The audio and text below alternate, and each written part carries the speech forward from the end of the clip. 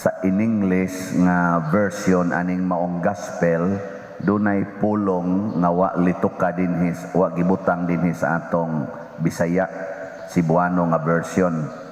Ang gibutang diri ningon, mga sulugoon kami ug nagbuhat lamang sa among katungdanan. We are just servants and we are doing our duties. Pero dito sa English, ano ba in English dere? Niingon dito, we are unprofitable servants. We are only doing what we are ought to do. So, unprofitable servants. So, mas ligon-ligon to dito. Kung sa may punto ni ini mga igsoon, kanabang sa atong pagbinuutan aning kalibutana, dili gid ta mangayo og pasalamat. Ano ba? Ayaw gyud pangandoy nga pasalamatan ka sa imong pagbinuutan, labi na gyud sa imong pag-alagad ngadto sa imong isig katawo. Ayaw gyud pangandoy nga pasalamatan nya asaman oyon mo dili. Kay maura ba nay maka-stress nato usahay?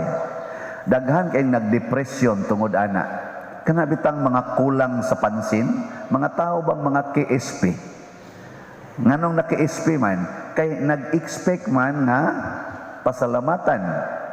Labaw na gyud, nag-expect nga bayran. Samot na gina. Di man gani si Kristo mosugot nga pasalamatan ta, labaw nag-expect tag bayad. Nya kamo, og mutrabaho mo. Mutrabaho ba? Unsa man, mag-expect mo bayad, mag-expect mo appreciation, patay mo diha. Magpunay gyud mo gumbol ang magsigig reklamo kana magsigig yaw-yaw kanang na nag-expect nga i-appreciate siya, bayran siya, tagaan siya reward. Nya di man mosugot ana ang Ginoo ngano man sukwahi man na sa kinabuhi ni Kristo. Sukwahi na sa kinabuhi sa mahal nga berhen. Sukwahi sa nas kinabuhi sa mga santos. In general, sukwahi na sa kinabuhi sa mga taong tuas langit. Kaya mga taong tuas langit, ang reward nga ilang gikinahanglan, maura gyud ang langit. Wa na, dinis kalibutan, di na ta makinahanglan na.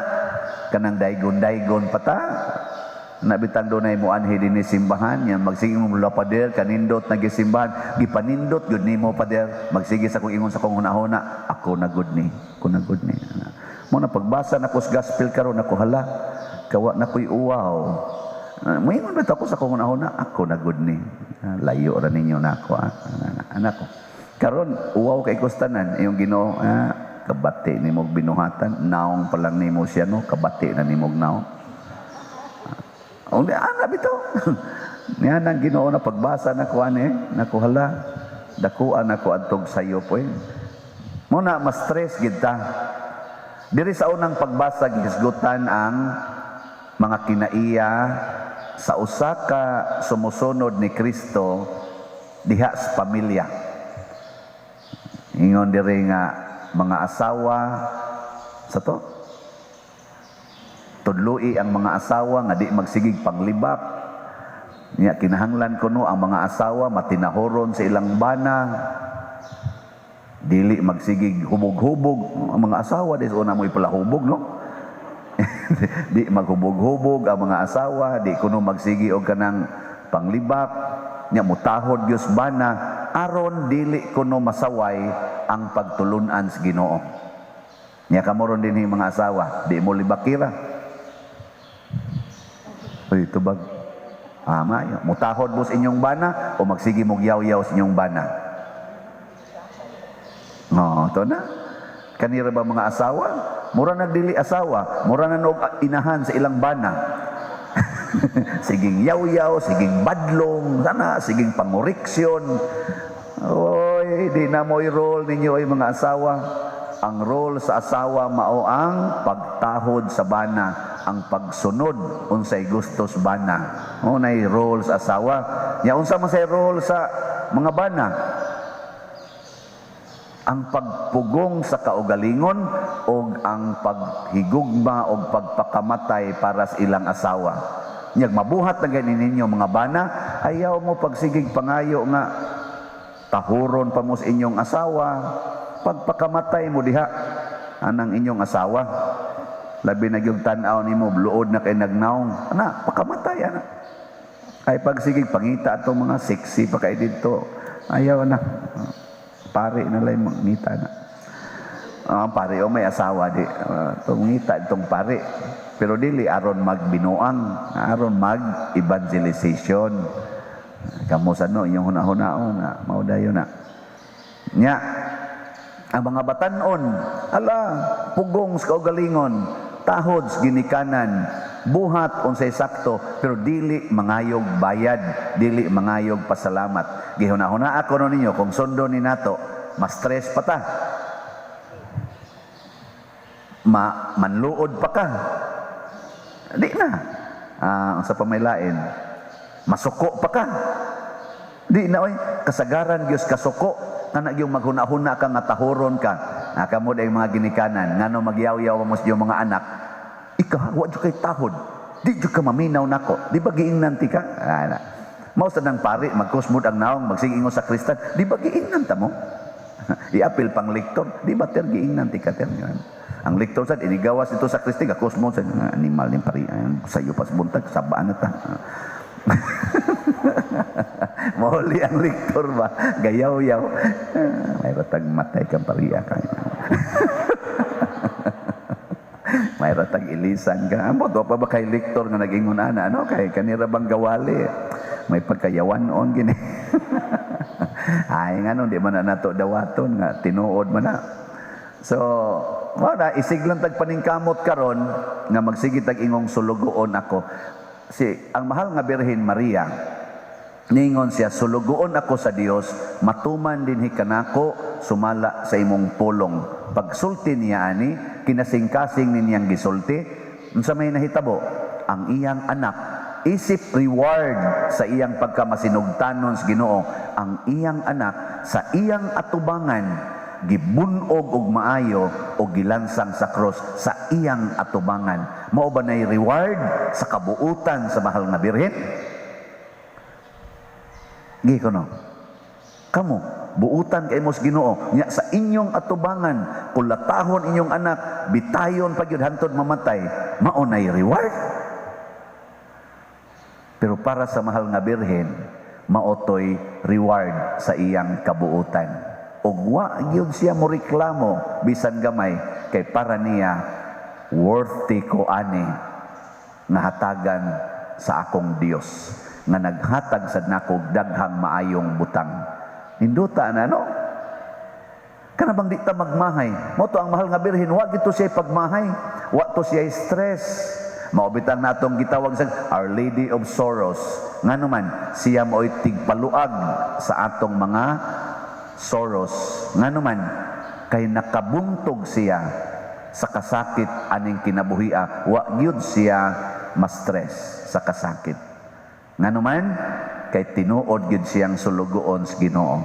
Nya kamo magpasugo mo sa Ginoo. Kuy tubag. Magpasugo o manugo sa Ginoo. Na kusog ra ba kay manugo kadaghanan. Sus kusuga manugo.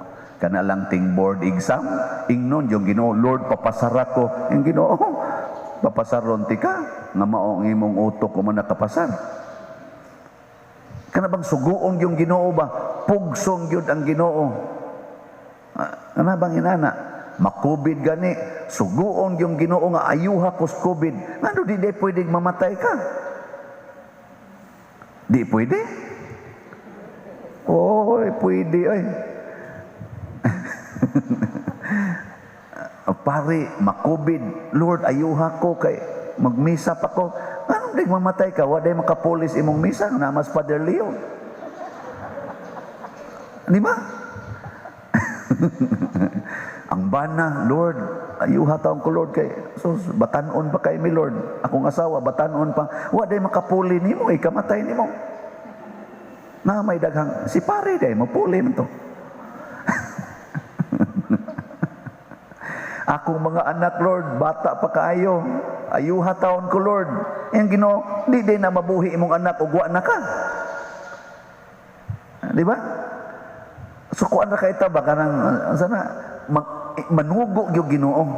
Ayaw oy musunod tas Ginoo. Isipon nato ang tanan nga nahitabo sa tong kinabuhi nga planos Ginoo. Nya maningkamot sa gitag maayo nga makasunod sa planos Ginoo, dili magsigig supak-supak sa planos Ginoo. Kana mo importante.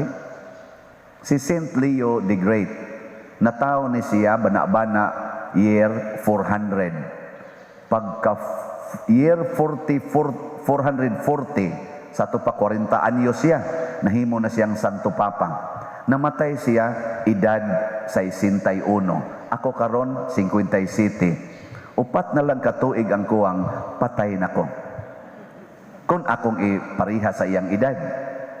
Unsa may nabuhat ni Papa Leo the Great, nga gitawag man siya the Great. Iyang napanalipdan ang tibuok simbahan. Hapit na gid unta ta mapildis mga barbarians, pero giunsa niya pag buntog ang mga barbarians. Itong barbarians mo to sila murag mga ISIS ba atong panahon na. Nya ang atong stronghold sa atong Catholicism didto pagyud sa Roma. Nya atake ang barbarians, purting ligunang mga tawhana, way pagtuo, ang ilabhot do nagyug patay ang mga Katoliko. Gisugat niya with humble and loving and friendly heart. Nanguli ang mga kontra nga wa mo atake sa Roma. Way away, way pinatyanay, wa tanan, naghigalaay. Unsa iyang gigamit? Niingon si Saint Leo sa iyang principle, ang tanang tao sa kalibutan gipakamatyan sa Dios. Matag tao kabahin sa lawas ni Kristo. Nya ako, muduol ko ninyo, isip kamo, kabahin ako kabahin ninyo. Di ta kontra.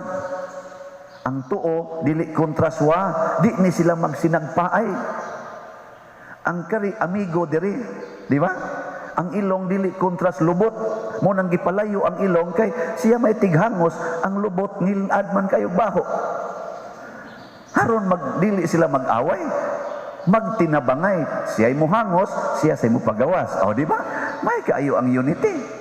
Nganong awayon man gid nato nga pwede raman ta mag-unite kay membro raman ta sa usa ka lawas. Mangita lang kuno tag asang atong role. Mao na kamong mga asawa, dili na kinahanglang awayon ang kabit. Paghiusa na lang mo. Pangita na lang mo schedule. MWFA mo, TTH ang iya. Ana, o na maghiusa na mo ana. Kinahanglan pa ginang awayon, aron lang jud ka makasa. Di ba? Nya, ang pare ug ang madre, mag-schedule sad. Kanus magmisa. Sige, manindog na ta.